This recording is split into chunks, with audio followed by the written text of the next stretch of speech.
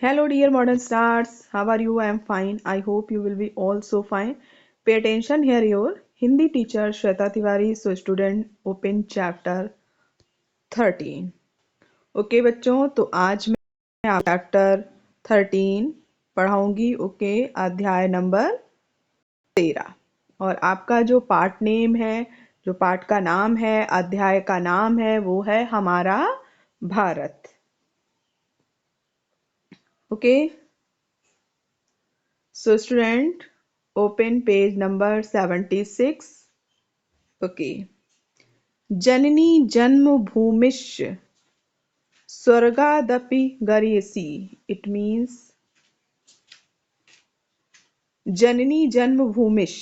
Janani it means जो हमारी जननी है, जो हमें जन्म देती है.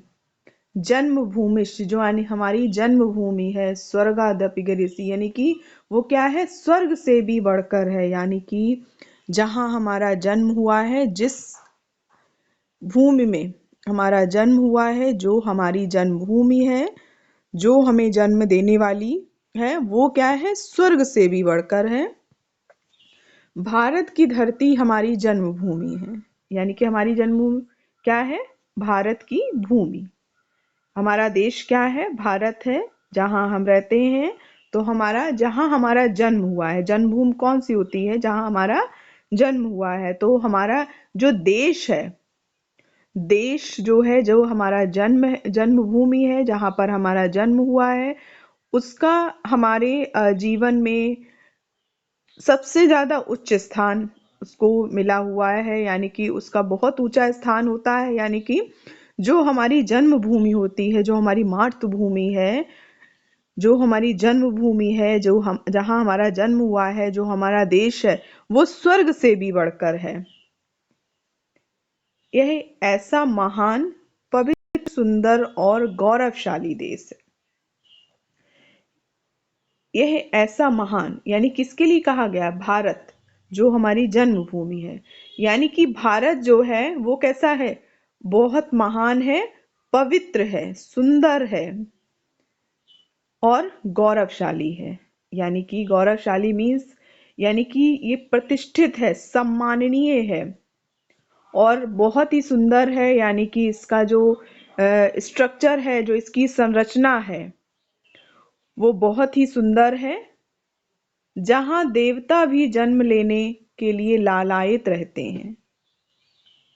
यानी कि ये वो जन्मभूमि है, ये वो धरती है, ये वो भूमि है जहाँ पर देवता भी सोचते हैं कि हम पृथ्वी पर जाकर के जन्म लें और पृथ्वी पर रहें. वो हमेशा जन्म लेने के लिए लालायित रहते हैं और बहुत से देवताओं की ये जन्मभूमि भी बनी है.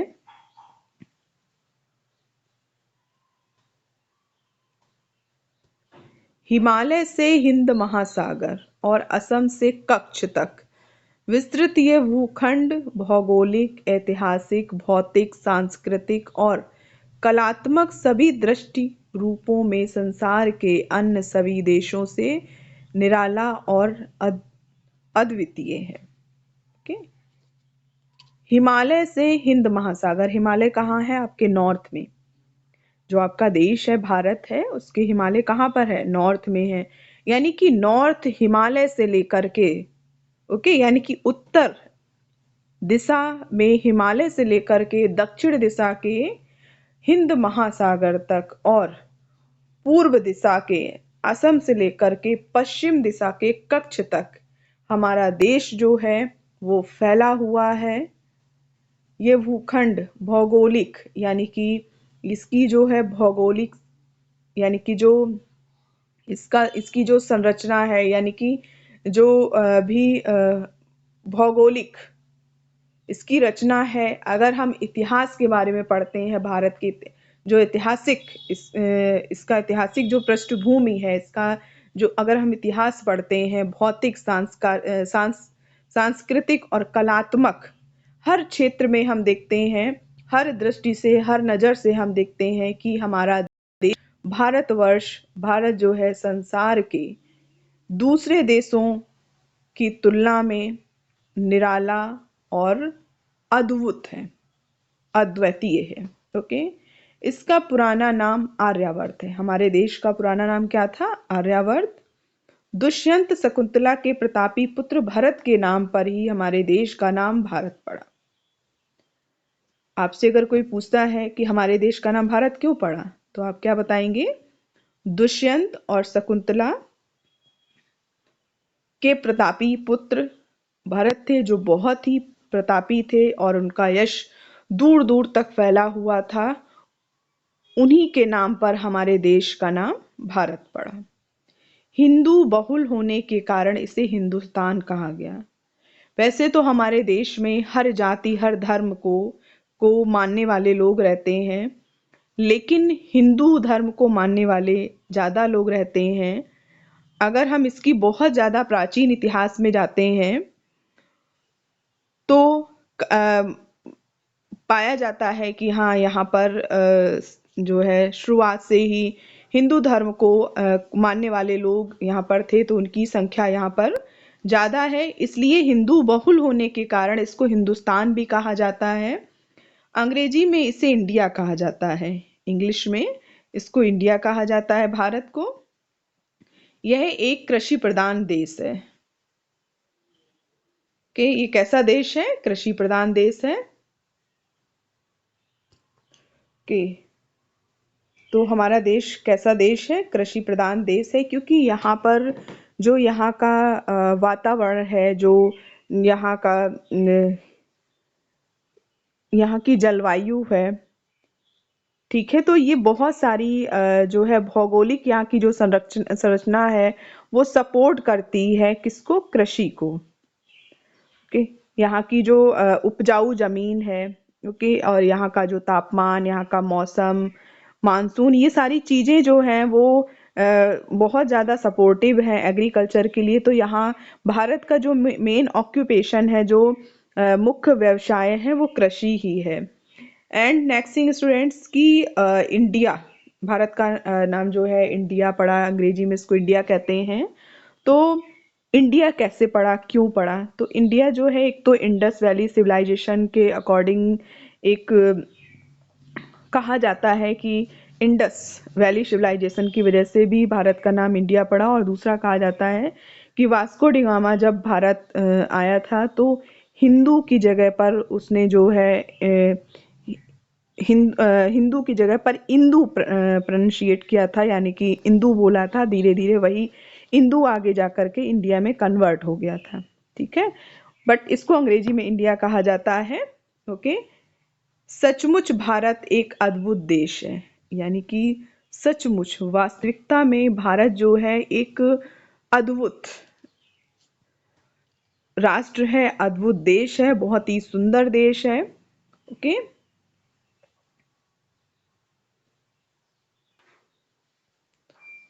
अद्भुत देश है, अनोखा देश है। ओके, किसी समय हिंदुस्तान के अंतर्गत पाकिस्तान, बांग्लादेश, म्यांमार, इंडोनेशिया आदि देश भी आते थे। एक समय था जब पाकिस्तान और बांग्लादेश, म्यांमार, इंडोनेशिया ये देश जो है वो हिंदुस्तान का हिस्सा हुआ करते थे। किंतु आधुनिक भारत उत्तर में कश्मीर से लेकर दक्षिण में कन्याकुमारी तक और पूर्व में असम से लेकर के पश्चिम में कच्छ तक फैला हुआ है। यानी कि प्राचीन समय में एक समय था जब पाकिस्तान, बांग्लादेश, म्यांमार, इंडोनेशिया ये सारे देश जो है हिंदुस्तान का ही हिस्सा हुआ करते थे। लेकिन हम आज वर्तमान भारत की बात करते हैं, आधुनिक भारत की बात करते हैं, तो आधुनिक भारत उत्तर में कश्मीर से लेकर के दक्षिण के कन्याकुमारी तक और पूर्व में असम से लेकर के पश्चिम के कच्छ तक फैला हुआ है। उत्तर में हिमालय भारत माता के सिर पर हिम मुकुट के समान शोभित है। यानी कि अगर हम भारत माता की सुंदरता का वर्णन करते हैं, अगर हम भारत को जो है परिभाषित करते हैं, उसकी व्याख्या करते हैं उसकी भौगोलिक संरचना के अनुसार, तो उत्तर में हिमालय जो है इस तरह से दिखाई देता है जैसे भारत माता के सिर पर बर्फ रूपी मुकुट जो है उनके सिर को सुशोभित कर रहा है। तथा दक्षिण में हिंद महासागर इसके चरणों को पखारता है। और दक्षिण दिशा में, दक्षिण में भारत के दक्षिण में हिंद महासागर है, जो कि भारत माता के चरणों को क्या करता है, पखारता, यानी कि उनके चरणों को छूता है, लहरों से आकर के छूता है, उसको धुलता है, पखारता है। पुण्य सलिल गंगा, यमुना, कृष्णा, कावेरी, नर्मदा, रावी, ताप्ती, सतलुज, ब्यास, ब्रह्मपुत्र, गोदावरी आदि नदियां अपने पवित्र जल से इसे सींचती हैं। किसे सींचती हैं? भारत भूमि को, भारत के खेतों को, भारत के पेड़ पौधों को, भारत की जमीन को। यानी कि जो पुण्य और सलिल नदियां हैं, गंगा, जैसे गंगा है, यमुना है, कृष्णा, कावेरी, नर्मदा, रावी, ताप्ती, सतलुज, ब्यास, ब्रह्मपुत्र, गोदावरी, ये जो जितनी भी नदियां हैं, ये अपने पवित्र जल से भारत भूमि की जमीन को सींचती हैं। सहस्त्रों पर्वत, निर्झर, वन उपवन, हरे भरे मैदान और समुद्र तट इसकी शोभा बढ़ाते हैं। सहस्त्रों पर्वत यानी कि सैकड़ों पर्वत, पहाड़, निर्झर, झरना, वन उपवन, हरे भरे मैदान और समुद्र तट यानी कि समुद्र के आसपास का एरिया, यानी कि समुद्र के किनारे का एरिया क्या करता है, हमारे देश की, भारत की शोभा बढ़ाता है। धरती का स्वर्ग कहा जाने वाला कश्मीर भारत में है और संसार की सबसे ऊंची चोटी माउंट एवरेस्ट इसके पड़ोस में है। यानी कि भारत का एक स्थान है कश्मीर, जो कि जिसकी तुलना जो है स्वर्ग से की गई है। कहा जाता है कश्मीर को भारत का या पृथ्वी का स्वर्ग कहा जाता है। पृथ्वी पर कश्मीर को स्वर्ग कहा गया है, भारत का स्वर्ग कहा गया है। और संसार की सबसे ऊंची चोटी माउंट एवरेस्ट जो कि इसके पड़ोस में है। जलवायु की दृष्टि से ये देश विश्व में सर्वोत्तम है। अगर हम इसके वातावरण की बात करते हैं, जलवायु की बात करते हैं, मानसून की बात करते हैं, तो भारत वर्ष यानी कि भारत देश जो है वो विश्व में सबसे ज्यादा सर्वोत्तम है। यहाँ वसंत, ग्रीष्म, वर्षा, शरद, शिशिर और हेमंत आदि 6 ऋतुएं विविध दृश्य तथा सौंदर्य चित्र प्रस्तुत करती हैं। यानी कि हर ऋतु का, हर मौसम का की अपनी अपनी महत्ता है और अपने अपने समय पर वो भारत को एक नए रूप में प्रस्तुत करती हैं। इस तरह का सौंदर्य देखने को मिलता है, सुंदरता देखने को मिलती है। चाहे वसंत हो, वसंत में वसंत जो है अपनी सुंदरता को दिखाता है। ग्रीष्म, वर्षा, शरद, शिशिर और हेमंत, ये 6 ऋतु हैं और ये अपनी अपनी सुंदरता से भारत को और भी सुंदर बनाती हैं।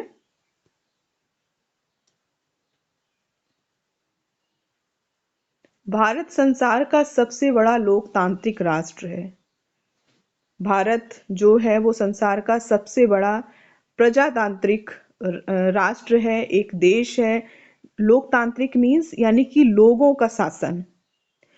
तंत्र का मीन्स जो यहाँ पर जो शासन प्रणाली है, जो शासन सिस्टम है, जो एडमिनिस्ट्रेशन सिस्टम है, यहाँ पर जो सरकार जो चलती है वो कैसे चलती है, लोकतांत्रिक। तो हमारे देश को लोकतांत्रिक क्यों कहते हैं? क्योंकि यहाँ पर चुनाव होता है, चाहे वो प्रत्यक्ष रूप से हो या अप्रत्यक्ष रूप से हो, उसमें जनता का बहुत महान योगदान होता है और जनता ही अपने प्रतिनिधि को चुनती है और वही जो है सरकार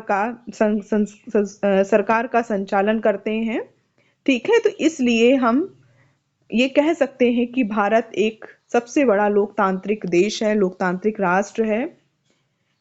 120 करोड़ से अधिक जनसंख्या वाला ये देश विश्व में चीन के बाद दूसरे स्थान पर। अगर हम जनसंख्या की बात करते हैं, पॉपुलेशन की बात करते हैं, तो हमारा देश जो है वो दूसरे स्थान पर है।